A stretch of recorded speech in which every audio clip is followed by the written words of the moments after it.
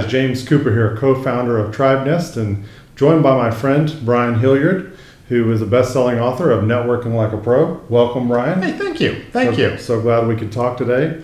You know, today we're talking about networking, and networking really is a big part of our modern business life. Wouldn't you agree? Yeah. We spend a lot of resources doing it. Well, you've been all over the country. You've talked to a lot of different groups. Yeah. I know just with me, you've talked to a lot of groups. Right. Around the world, you talk to a lot of different groups. So what are the things that people talk to you about that are their biggest challenges when it comes to really generating that word of mouth business and really getting the business in the door? I think a lot of times, that's a good question. I think a lot of times you're talking about entrepreneurs, you're talking about salespeople. They understand that they need to get more business through word of mouth. Yes. I think the challenge for a lot of the folks is that there's a disconnect between how to do that in this relationship economy.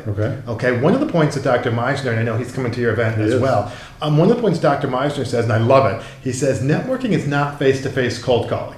No. Right? Very different. It is. And I think a lot of times people, they go out there and they approach it like face-to-face cold calling. Right? You and I have talked about this before, where people are just handing out business cards. You know, you said it actually when you were speaking, just going like that, and just going all over the place.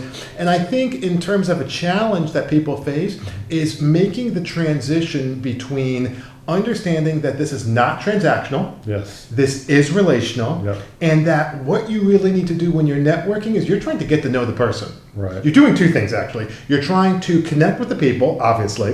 And then afterwards, you're seeing, listen, is this going to be a viable person, right? Is this somebody, and we've talked about this before, I personally in presentations, A, B, or C, right? It's after you get these business cards, A folks are the ones who they want to do business right away. Yep. That might be 10% of the people at the most. You're right. Okay, and that's great. C's on the other side of the folks who, for whatever reason, there's just nothing going on there. into the circular file they go. That B is where a lot of people get into trouble because they don't know how to address that. So what do you do with those business cards where you're not sure quite what to do with them? There's something there. Yeah. Maybe it's not right now. Yeah. I know you've talked about this before. I have, because I think, let's say 75% of the people. Right. Just for a number. Yeah. Okay. What I do, so 10 cards, one over in the A's, 4, 2 or 3 in the B's, and then we got like the rest, 6 or 7. Okay. What I like to do is I like to send out a quick little email. Yep. Nice to meet you. Right? And I'll say something along the lines of, nice to meet you at the XYZ event. Hey, my name is Brian Hilliard. Great talking to you at the XYZ, Tribenest event, right? And right, because that's where we meet all people. Yes. Over at the Tribenest event. Hey, listen, sounds like you got a lot of good stuff going on with your business, and I'd like to spend a few minutes, maybe over coffee, learning a little bit more about what you do. Yes. That way, if I can point, that way we can, let me think off the top of my head, that way, if we can help each other out, we certainly can. Sure. How does next Tuesday look? How does next Wednesday look? Yeah. So I'm all about the coffee connections. I love that. And I'm all about connecting with people. Even we talked about this offline before we started. Zoom. Yes. I'm totally fine with a Zoom meeting. I'm big on it now. I'm fine with a Skype meeting. Yes. So I'm not saying sometimes people ask me if they need to have lunch. You don't. Coffee is fine. Yeah. Zoom, Skype is fine. Phone call maybe initially, but those are the things. So I think the challenge, just to answer the question, is that they haven't bridged the gap between that transactional and the relational. I think that's big. And as a result, they get results that are not in line with what they think they should be getting from word of mouth. I could definitely see that. And what do you say, maybe this kind of follows that line of thinking, but if someone approaches you at an event and says, hey, I've done it. Right. I've been out there, I've put in the time. Right. Networking just doesn't work today. Right. I love that. Yeah. Right. I mean, and people feel that way because they feel like they've put in the time. Right. But putting in the time is not necessarily just the only thing. But what would you say to someone who says in today's world, networking isn't working for them? Right. What I'd say a couple things. First of all, you show me a person who says that networking doesn't work, and I'll show you somebody who's probably not obviously doing it right. You know what I mean? Networking works. There's a few things you have to have in place, in my opinion. Number one, we already talked about it. You have to understand that the currency of today's modern business owner is relationships. It is. All right. You have to recognize that, and when you network, you're not being transactional. Point one. So true. All right. Point number two is I think you also need to make sure that you have a good, unique selling proposition. Yes. I talk about this a lot, You all do. right? Where you're talking and you're going out. When someone asks me what I do, I say I help busy entrepreneurs market their business in less than 90 days.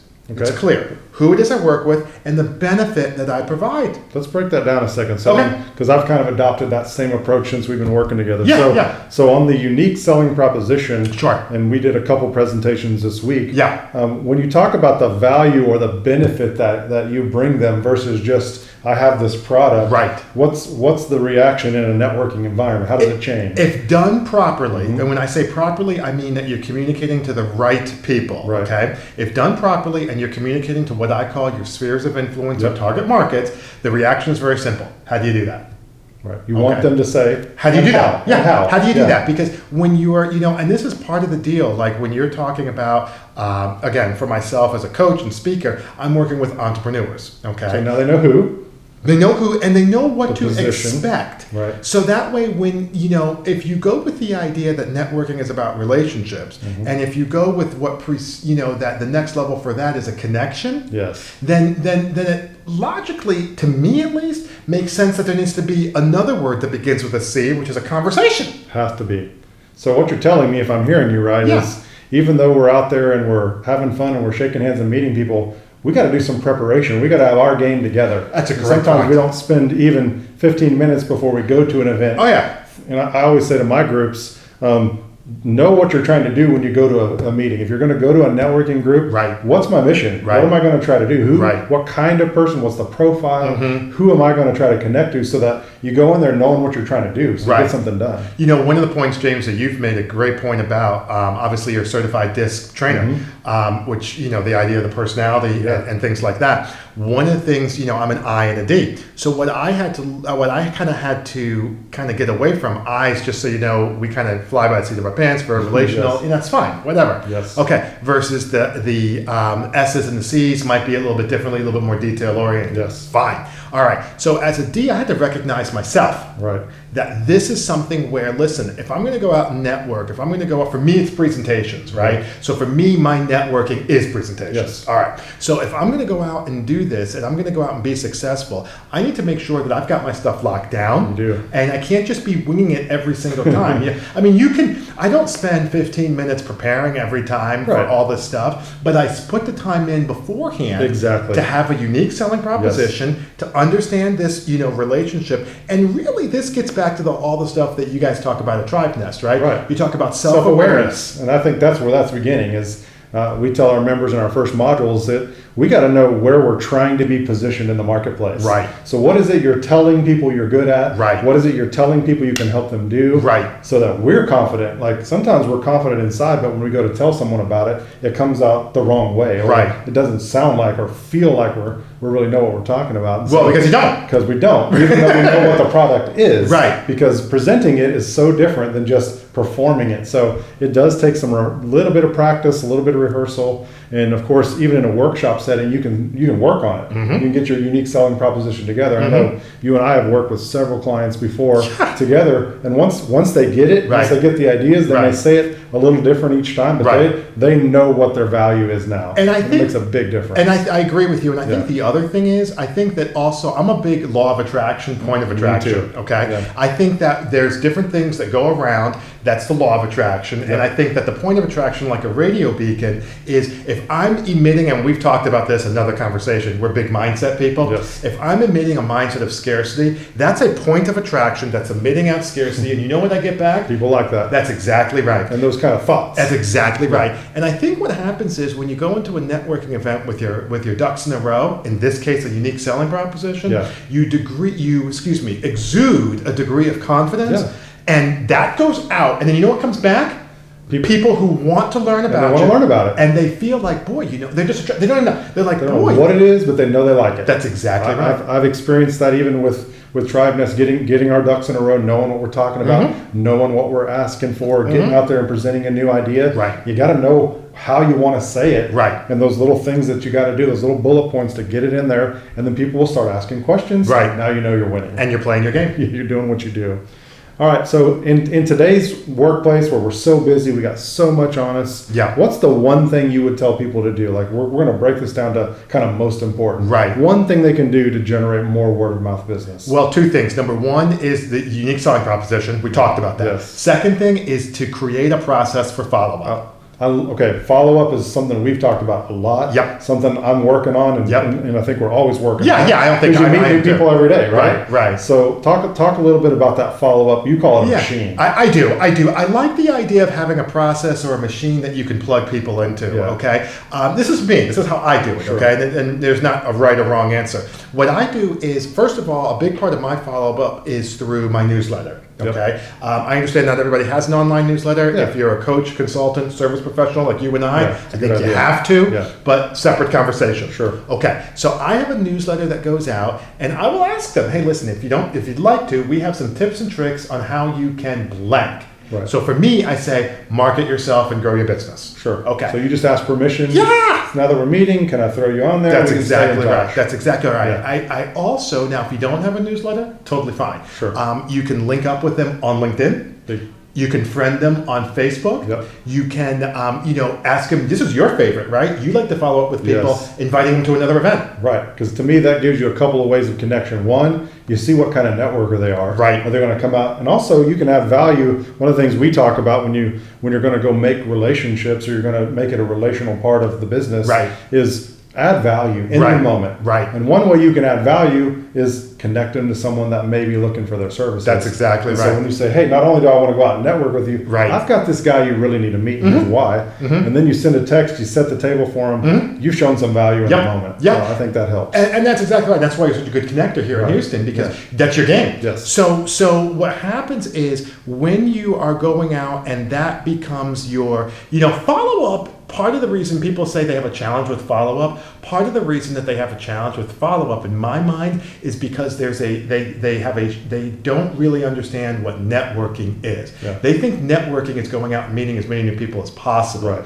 Networking is actually an extension of relationship building. Right. Okay. Networking is the leading edge of relationship building. Yes. All right. So then follow-up is the back end. So that it's you the can bigger have piece. Yeah, right. It's literally the 90% of the iceberg bigger piece that you always hear about that's under the water. Because you're not going to have a relationship with someone you met and talked to for 5 minutes. By definition. You're not. So I think that it's unique selling proposition we talked about, and I think it's follow-up. It's big. I think when you do those two things, I think you're going to be in good shape. I agree. So one question that I like to ask from time to time is, let's get in our Wayback Machine. Let's go back in time. Okay. And if there's something that you could do different, you started your business, almost 15 years ago? Yeah. So all of us have that chance to kind of think about things we would have done differently. And then other people are smart. They want to know, well, what would you do differently? So I don't have to do that. So what would you say to that? What would you do differently? I'll tell you what, one of the things that I would do differently is I would put together a little bit more processes up front. Right. I mean, now it's a little bit different because in 2001, there was not really the internet like it was internet 1.0. In my opinion, we're at 3.0 now with social, okay? Sure. So I think that it's really different. But I would put a little bit more processes into place. Sure. And what I would also do is, I probably would spend more time and potentially money on coaching earlier on. Right. I think when people get started, and I can speak for myself in this, I think when people got started, there's this feeling that they've got the answers and that whatever. Yes. And I didn't feel, I've always been a learner. Okay. Yeah. But I think if I could go back and do it again, I would have found $1,000 or $2,000. What I would have done, I mean, you and I talk about this all the time. Tribenest has a monthly membership. We do. For this very reason. Yeah, and even myself, when I work with clients and when we work with clients together, we do installments. We do. And I remember... You got to give people a way to start and to get in the game. I remember when I got started, people wanted to... And they still do now. They want to have this 3,000... I signed a client, and the lady said, this is maybe a week ago, she says, that's reasonable. 2 people said that. Imagine that. Yeah, because we took the dollar amount and we broke it down into like 2 or 3 installments. Sure. It's no problem. Put on the credit card, no problem. Right. I wish I had spent more time finding maybe somebody who could have helped me coach during the first, 1, 2, 3 years. Sure. I think that would have saved me a lot of effort on the back end. I agree with that totally. That's what I would have done. Well, I thank you so much, Brian, for your expressions today. This is some really good stuff.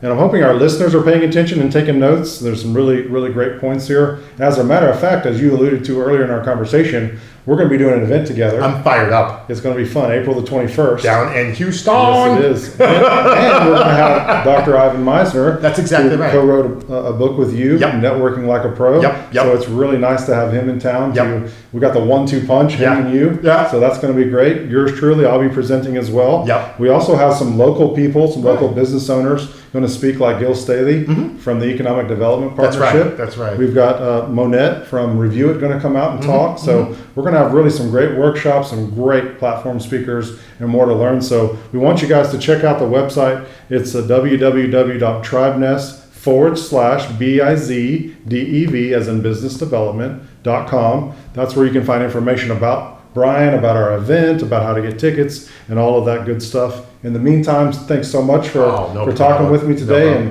and we'll see you when you're back in town. Awesome. Thanks so much, James. I appreciate it. All right.